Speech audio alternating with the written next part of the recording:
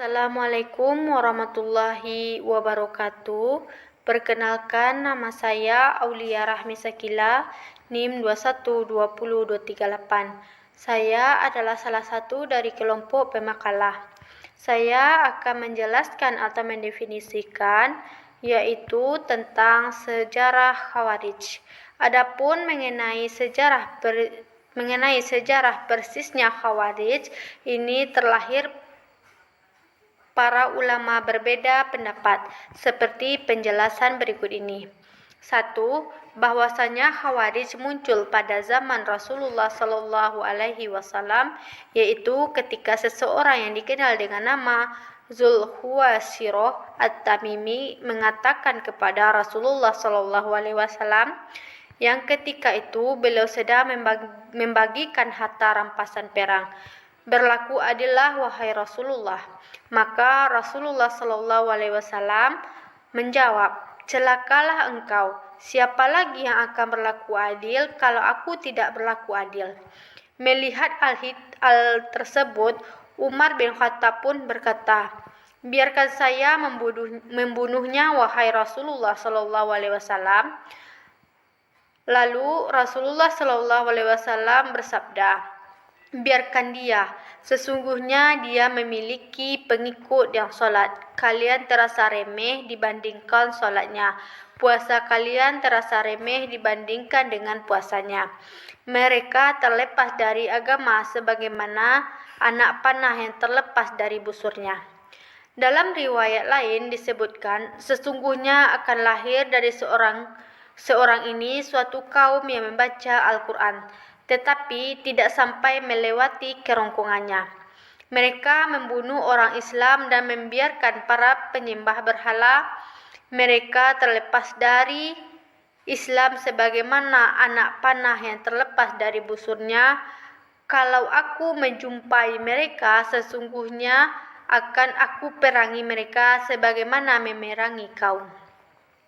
2. Pendapat lain menyebutkan bahwa Khawarij muncul pada zaman kekhalifahan Utsman bin Affan, yaitu mereka para pemberontak yang mengepung rumah Utsman kemudian membunuh beliau radhiyallahu anhu. Yang ketiga, ada juga yang mengatakan Khawarij muncul ketika mereka memblot dan keluar dari pasukan Ali bin Abi Thalib ketika terjadi peristiwa tahkim antara Ali dan Muawiyah radhiyallahu anhu. Hanya itu yang dapat saya sampaikan. Jika ada kesalahan dalam penyampaian saya mohon maaf. Saya sudahi dengan Assalamualaikum warahmatullahi wabarakatuh. Assalamualaikum warahmatullahi wabarakatuh. Perkenalkan, nama Ananda Iksana Rahman, NIM 2120216. Saya berasal dari kelompok 3, ingin menjelaskan tentang makalah Khawarij yang bagian B-nya, yaitu perkembangan Khawarij. Khawarij sebagaimana telah dikemukakan telah menjadi imamah atau khilafah atau politik sebagai doktrin sentral yang memicu timbulnya doktrin-doktrin teologis lainnya. Radikalitas yang melekat pada watak dan perbuatan kelompok Khawarij menyebabkan sangat rentan pada perpecahan, baik secara internal kaum Khawarij maupun secara eksternal dengan sesama kelompok Islam lainnya. Para pengamat telah berbeda pendapat tentang beberapa banyak perpecahan yang terjadi dalam tubuh kaum Khawarij. Al-Baghdadi mengatakan bahwa sekte ini telah pecah menjadi 20 sekte. Harun mengatakan bahwa sekte ini telah pecah menjadi 18 subsekte. Adapun Al-Asfarayani seperti dikutip Baghdadi mengatakan bahwa sekte ini telah terpecah menjadi 22 subsekte. Terlepas dari beberapa banyak subsekte perpecahan Khawarij, tokoh-tokoh yang disebutkan di atas sepakat bahwa subsekte Khawarij yang besar ada 8, yaitu Al-Muhakimah, Al-Azriqah, An-Najdat, Al-Bayhasiyah, Al-Ajaridah, As-Salabiyah, al-abadiyah, dan yang terakhir al-sufriyah.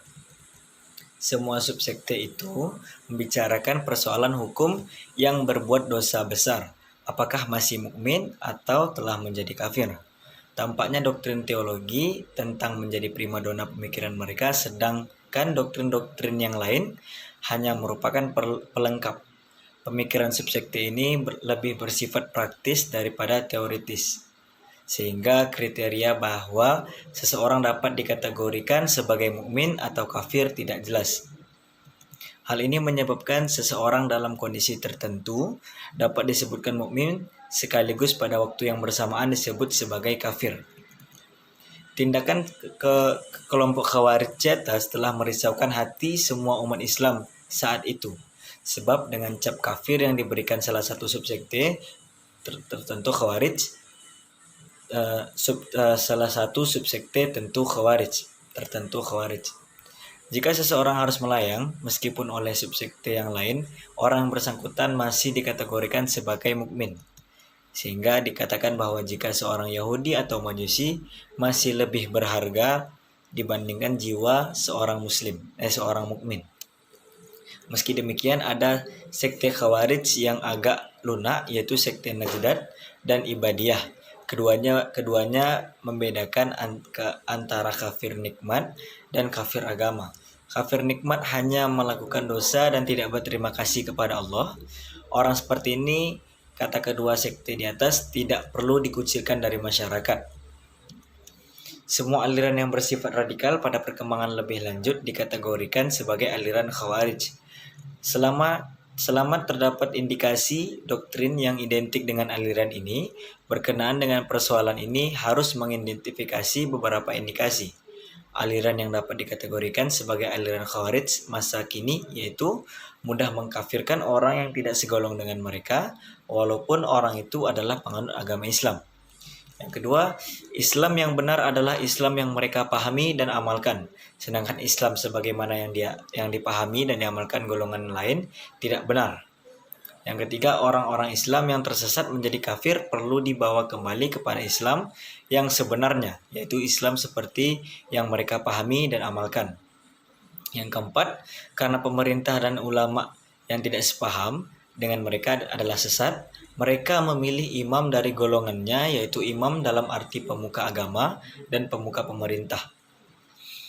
Yang kelima, mereka bersifat fanatik dalam paham dan tidak segan-segan menggunakan kekerasan dan pembunuhan untuk mencapai tujuannya.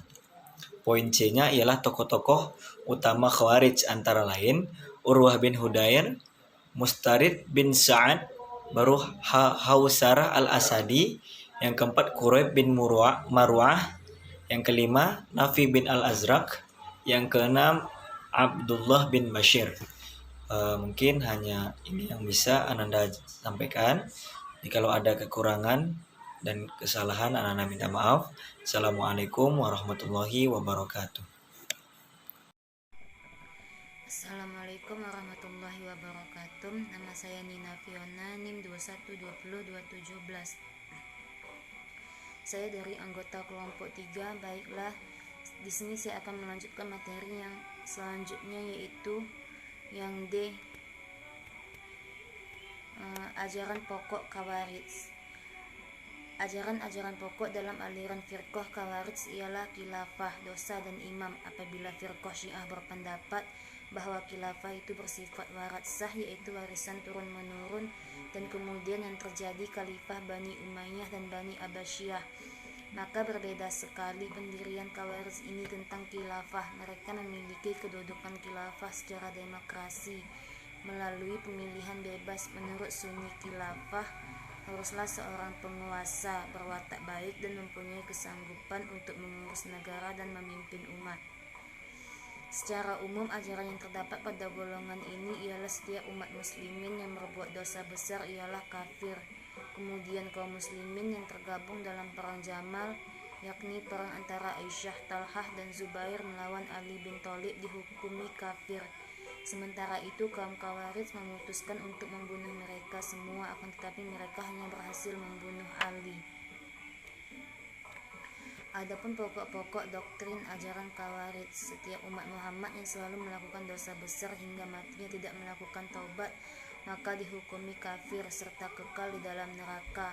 Memperbolehkan tidak mengikuti aturan kepala negara, dalam artian kepala negara tersebut khianat dan zalim. Ada faham amal soleh merupakan bagian esensial dari iman. Pelaku dosa besar tidak lagi disebut muslim, melainkan kafir dengan watak karakter kerasnya. Mereka selalu melancarkan jihad kepada pemerintah dan masyarakat pada umumnya. Keimanan itu tidak diperlukan apabila masyarakat dapat menyelesaikan masalahnya sendiri. Namun karena masyarakat tidak dapat memecahkan masalahnya sendiri, maka kaum Khawarij mewajibkan semua manusia berpegang teguh pada keimanan. Sekalipun asal mula aliran Khawarij itu masalah politik semata, namun seiring dengan berjalannya waktu, kemudian mereka berkembang menjadi corak keagamaan. Mereka berwatak keras tanpa perhitungan taktik dan strategi, tanpa berpikiran panjang atas kekuatan yang ada pada dirinya sendiri dan kekuatan yang ada pada pihak lawan. Mereka menghendaki kedudukan khalifah haruslah dipilih, haruslah melalui pemilihan bebas, dalam artian secara demokrasi. Mereka juga berpandangan dosa-dosa besar. Kemudian persoalan iman, menurut Khawarij, iman itu bukan hanya membenarkan dalam hati dan ikrar lisan saja, namun akan tetapi amal ibadah juga menjadi bagian dari iman yang pada dasarnya barang siapa yang mengamalkan ibadah-ibadah seperti salat, puasa, zakat, dan lain-lain, maka mereka menghukumi kafir. Paham dalam ajaran pokok Khawarij dari setiap sekte yang penting adalah sebagai berikut, yaitu Al-Muhakkimah, yaitu mereka yang dipandang sebagai golongan Khawarij asli dikarenakan dari mereka terdiri atas pengikut-pengikut yang kemudian membangkang. Namun nama tersebut berasal dari semboyan mereka yang terkenal, ia hukma illa lillah, tiada hukum kecuali hukum Allah, yang merujuk pada Al-Quran. Yang terakhir yaitu metode dalam Khawarij, bahwa Khawarij memiliki metode-metode istidlal yang menyimpang, dan berdasarkan metode-metode istidlal yang menyimpang itulah mereka menjadi golongan orang yang menyeleweng dan jauh dari ajaran Nabi yang lurus yang dititipkan Allah kepadanya. Barang siapa yang tidak ingin terperosok ke dalam penyimpangan-penyimpangan mereka, hendaknya mereka meninggalkan cara-cara istidlal dan kembali kepada manhaj salafus saleh dalam beristidlal. Akhirnya kita memohon kepada Allah agar berkenan menunjukkan kepada kita semua di jalannya yang lurus dan menjauhkan kita semua dari jalan-jalan kesesatan. Baiklah, hanya itu yang dapat saya sampaikan. Atas segala kekurangan saya mohon maaf. Wassalamualaikum warahmatullahi wabarakatuh.